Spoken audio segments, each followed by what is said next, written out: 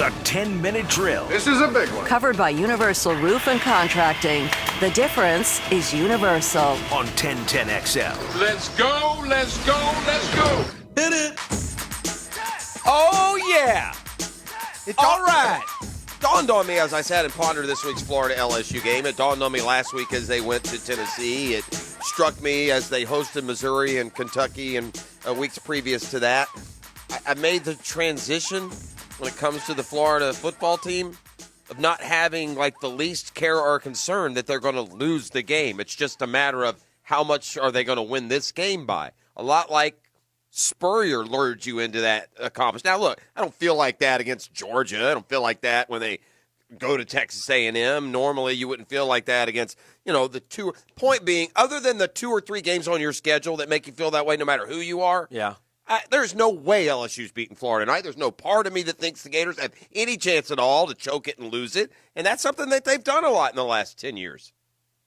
Oh, yeah. There's no question. It's a different program now. I mean, we've talked about what Dan Mullen's been able to do. We had a segment earlier in the week where I felt like Dan Mullen hasn't gotten the credit that he deserves as how he's coached this team up and this program up over the last 3 years. I think he's done a terrific job, and part of that is Florida's success, and part of it is LSU's demise. LSU is a mess. So I just use them as applicable to. It's who's on the schedule next. Right. We won't feel that way next week. Of course not. We've had a good week. What would your early lean be on that 14-point spread? Well,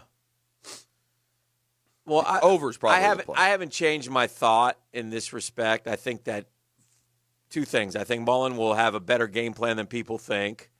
I think they'll go toe-to-toe for a while, and then I think Alabama will probably pull away. Kind of like the LSU game last year. Yeah, but it ended up being 28-24, right, or no? LSU? 40? Yeah. No, it was 42-28. 42-28. 35-28 late, and we threw the Florida pick. took the lead, 28-21. 21 lead. And then it was 35-28, and Florida was driving. In the first half, it was touchdown. The second, it was close pretty much the whole way until Florida, again, down 7 late. They turned it, they either downs or he threw a pick or something. Yeah. But anyway. So, I just think that's my early thought about that game. But, yeah, I agree with you. I mean, LSU, again, the one caveat with Florida is that defense can sometimes be shaky, man. And although it's been better than it was in the first 3 games, they make adjustments. And I think Florida's offense is so good that if the Florida defense has a couple good quarters, they'll win by 14. Sometimes players or coaches let things slip when they talk to you. They'll say that they're not doing something. They'll let it slip that they actually are. I think of Jay Gruden, who slipped a couple times with Gardner Minshew in his press conference. It basically alerted the whole world. I hate this kid. He ain't never playing as long as I'm here. Yeah. That's basically what he said. Yeah. Florida's letting it slip. There is some serious Alabama prep work going on in Gainesville. I heard Cal Trask slip up around that topic, and I've heard Mullen slip up around that topic. So I guess the only thing that is Florida to the point they can afford to do that. We'll find out. Yeah. Ask me tomorrow night at about 10 o'clock, and I'll let you know. Yeah. So, does it matter to you one bit ever where your game is on? No. Yeah. I get a kick out of these new, conference alignments with networks, and they send out these press conferences. They tell you about this, that, and the other, and they're all the same. You don't care if it's on CBS or SEC Network. Well, they need to. It just depends. Some people like announcers. The music is key. Are you going to lose the ba-da-da-da-da-da-da-da? Yeah, you are. Da-da-da-da. Huh? Da-da-da-da-da. Thank you. Can I get some SEC on CBS, please? Don't worry, No, Fox. it's dead now. Don't worry, Fox will be using it for the World Series soon enough. So, yeah, The FCC is going from CBS, where they've been since '96, to ABC, ESPN. They're not going for like 3 years. No, 2024.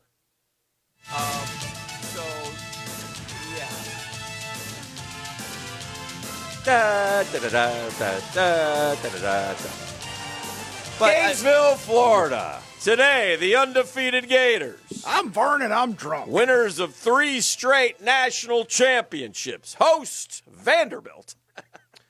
The bottom line with a lot of money. It's the money, and it's completely the money, and I get it. They can't go and say, like, the SEC could have put out a 1-sentence report. The SEC is changing from CBS and $55 million a year to ESPN and $300 million a year. Now, here's my See you question, in though, 2024. Pross. Here's Who my cares? question. Uh-huh. I didn't look enough to. Yeah, I did. I studied it. You did? Oh, good. You can All right. answer. I'm an expert in broadcast revenue. CBS was paying $50 million $96 million. I mean, $55 million. a year. Correct. How did you come up with 96? I don't know why right I said there. that. Okay. I don't know. So CBS was paying $55 million a year. Uh-huh. ESPN is going to pay $300 million. That's correct. But ESPN is paying $300 million a year for all the games. What were they paying? In other words, how much more are they paying? That I don't know. Because You're talking about what do they You understand pay? what I'm saying, yeah, right? they play. ESPN right now has an SEC game package. well, they got a whole bunch of them. They got all of them, but the big one. Yeah, I don't know. And are they the SEC network has? And some did of it. they? Okay, let me ask you this then. If you studied it, are they going to put the marquee? I just studied this particular one. Are they putting the They marquee have the game on fl- ABC They have the flexibility. at night, or are they putting the marquee game? No, they have the quote flexibility to do that. Okay, So yeah, you would see Alabama, LSU 8. But again, so what? I did read it. Well, here's what I read for the SEC. Because it's on ESPN anyway. In other words, so Florida's going to be on at 8 o'clock against Tennessee on ABC. Is that any different to me than being on at 7 o'clock against Tennessee on ESPN? No.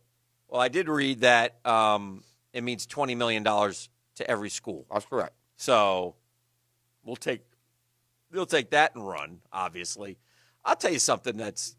Here's the problem with Florida, and you know, and I guess a lot of the schools. But I was talking to my daughter yesterday, and she's down in Tampa, and she was Tampa. She was thinking about they were planning on going up to the Gator LSU game. Oh, And I was like, oh, okay. Look at her. She said, well, McCann Gator fan. her tickets had fallen through.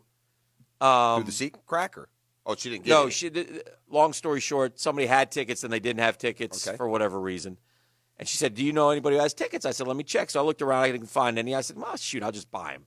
So I go online. I go through the university. Christmas gift. This is going to be your Christmas, honey. No, cheapest ticket right now They're way high. is $185. Yeah, that's weak. A ticket. Now, $185 a ticket, it gets worse. So, okay, well, I was like, $370, not bad. So I keep going. Oh, to live in Dan's world. And then I go, service charge, $50 per ticket. The whole deal, by the time tax and tag were thrown in, and there is a tag, was like $489.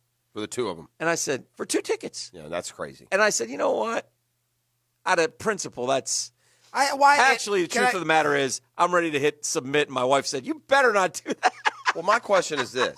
My question And is I went this. on, and then What by is the way, the University of Florida's rationale and explanation for charging that much for their fans I'll to go tell to you, the game? they've lost it. Like So other, what? Well, that's so we all have, Florida. Yeah. You not understand that your fan base also is down a paycheck and down a job. That's what they're doing. bogus. I'm glad then that no one's showing up, and maybe Dan Mullen, you can give back $5 million a year if you want everyone in there. Yeah. So I mean, anyway, golly, that's ridiculous. Seriously. and there's tickets in there. I saw tickets in there for like $800 a pop. I'm like $800 to sit, and it's not the Swamp experience either. No, man. it's terrible. You're What in a there dumb with idea. That's spread terrible. out with masks on. So I'm not. Listen, if you go, God bless you, and you go have fun and do your If thing. I already had season tickets and I had purchased them at a certain price, they charge me more? Yeah. Oh, I don't know. I don't want to answer that. Well, now I but completely understand. I also looked on StubHub. Uh-huh. It's about the same, Yeah. and the service charge there is still $40-some a ticket. I don't so understand the service charge. What Yeah. service are they giving me? I don't know. But I was like, I'm That's not. because someone has to spray disinfect a couple so times. I was like, I'm not going to deal with this. You know, Nah, if she good- wants good to go, move. she can go. Yeah, And good move. Anyway, so I had a little bit. I was a little not concerned, but I was a little curious. I will say that this- Florida wouldn't sell out, and now I understand. In fact, I would say any Gator fan going to the game has a little too much time and money. well, we had said earlier in the year how much they were trying to upcharge on these things, and they're doing all kinds of things to try to. And that's other schools too, by the way. That's not just. Oh Florida. yeah. But I will say this, the one thing about and the Jags have been terrible this year, but they gave us a lot of options. And for me, as a season ticket holder with the Jags, I chose to opt out of this year. I'm glad I did, and just use my money that I had already paid for next year's season ticket. So anyway, it is what it is. But everybody's lost money. But college, the budgets are so that they lose a lot more without the attendance and and the city loses. I mean, everybody loses. I get it. mean, nobody's but the fan piling base it. is also lost. Yeah. That's the thing. So everyone loses but us. It would be a fun. That's it the would part be that bothers me. a fun celebration. Tomorrow would be a celebration in the Swamp in a normal year because you're the East champs. You're going to go.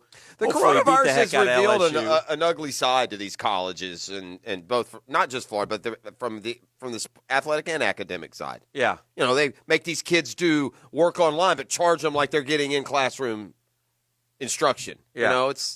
It's really reeked of this pandemic has made institutions like the University of Florida reek like they're IBM, not a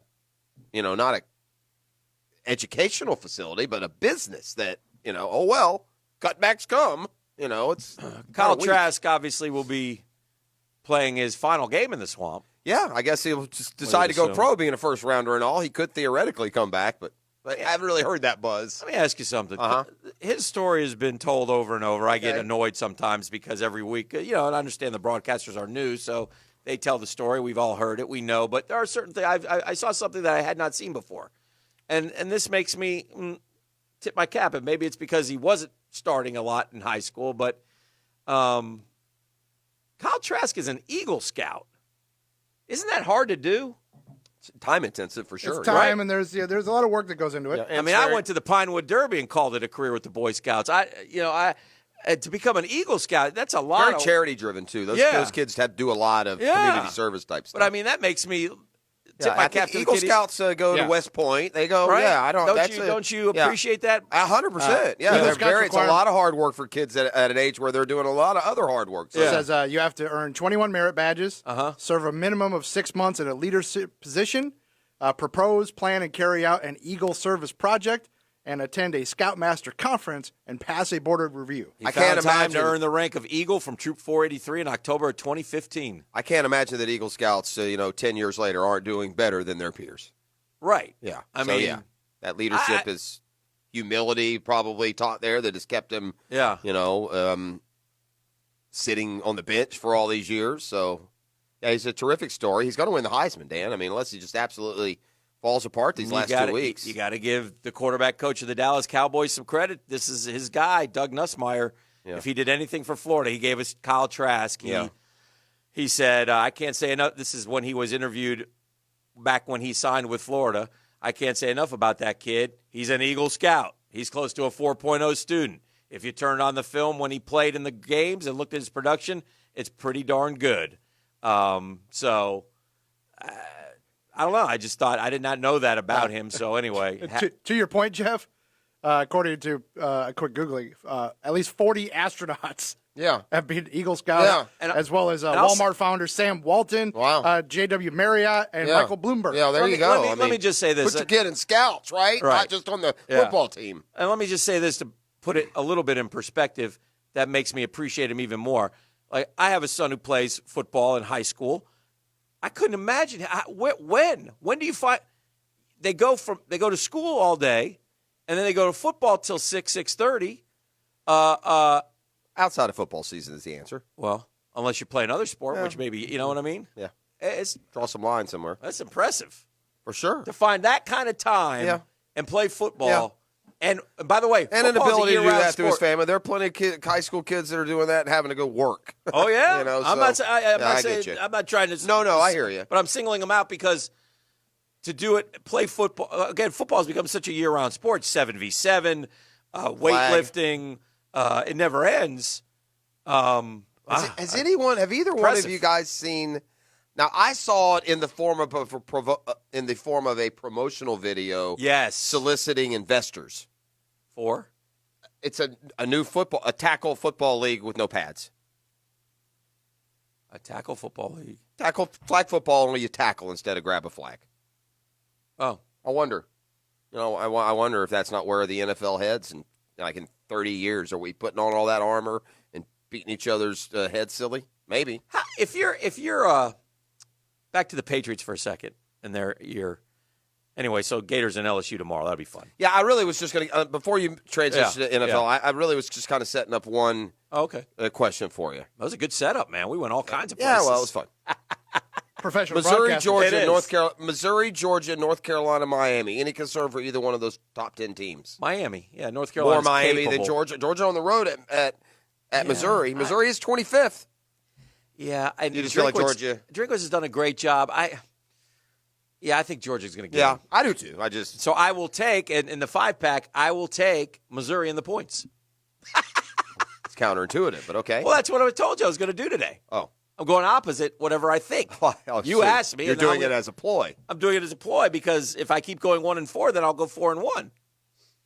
Everyone's picking North Carolina, so that's why I'll probably go with Miami. Also fair. So anyway, my point is this. Back to the Patriots. If you cover the Patriots, you're... Or you could be Meta and say you cover them, but really just stay home. Did you see that story? No, well, I saw he's no longer. What happened? Oh, basically that's what he did. He got exposed, dude. Yeah. He wasn't going to anything. He wasn't going to any of the practice. Another thing, two other guys were going down there. He would forward them questions. He would forward them back the answers. In some cases, they even wrote the story, and he just put his name on it. And this is a guy who sits all high and mighty and tears he's a Doug. very critical guy. He tears Doug Marrone apart for being a quote hypocrite. And look at this guy. So the paper came out and said he'd been removed from the Jets. That's all cover, I saw. And then he deleted his Twitter. It's Charles McDonald. He's on Twitter for Verts. A lot of people locally are familiar with him, follow him. He got let go there and decided to go scorched earth. Who, Manish did? No, the other guy. The other guy, Charles McDonald. He got let go because of the economy. Oh, so Charles McDonald He said, gets we're doing fired all when the work. This guy Meta sits at home, doesn't even go to anything. And basically told him, he should be afraid of me. If you guys screw me, I'm going to hose you. And he did. And he did. That's okay. Yeah. I mean, it would have been better to go before all this happened and Yes. say, hey, this guy's doing, what gives. But whatever. okay, so is Manish, you guys have heard of him because he's always been he writes very harsh columns. Well, he was and stuff. big in the Marrone and the Jets thing. He's been around the Jets forever. He called Marrone names. I mean, that was the story here for us. We talked about him. Yeah, but my question is he fired, guys, or is he just off the Jets beat? It seems like they said removed from covering the Jets. So they didn't specifically say he's been fired. He's going to be at St. John's basketball for a year and see if he can't get some humility back. We're going to send him up to Yonkers. Let him do a couple stories up there. Fordham's got a game, Minish. Get down there. Well, anyway, speaking of guys covering teams, my question is this.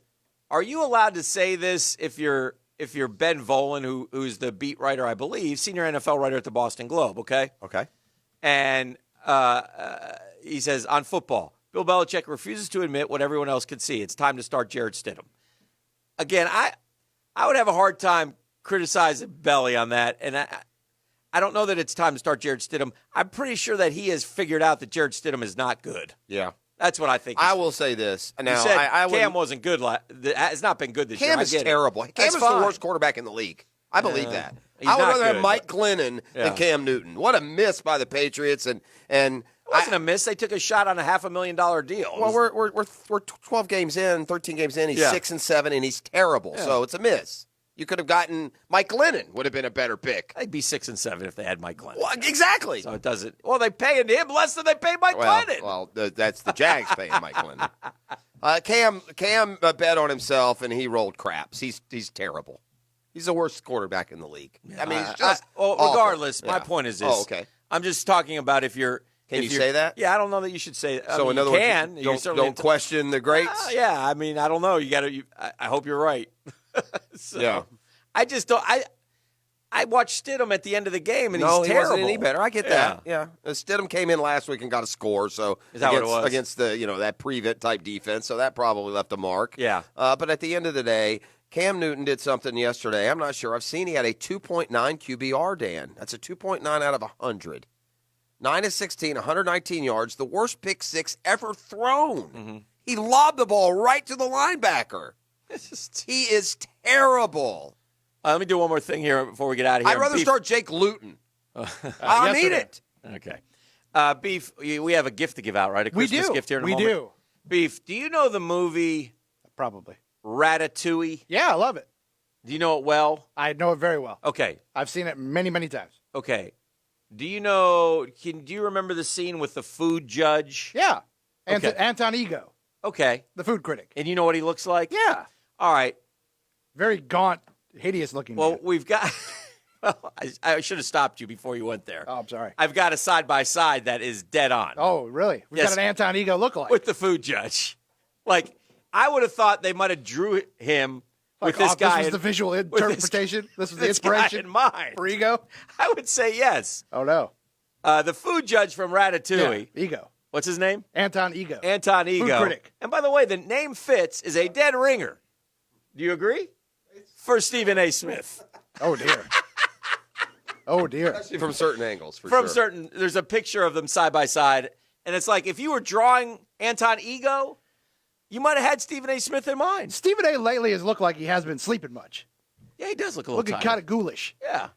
But anyway, I'll show it to you in the shame. break, but I had to bring that up. I saw it on Twitter, and it made me chuckle out loud. All right, let's do this. Let's do caller number 3. The weed. Thank you. We're Thank you, steamrolling Steve. towards the Friday 5-pack. It's 641-1010. We've got football talk galore coming up throughout the morning and other things. The winter meetings have come and gone. I got no Metropolitans except Trevor May. I don't know what to tell you.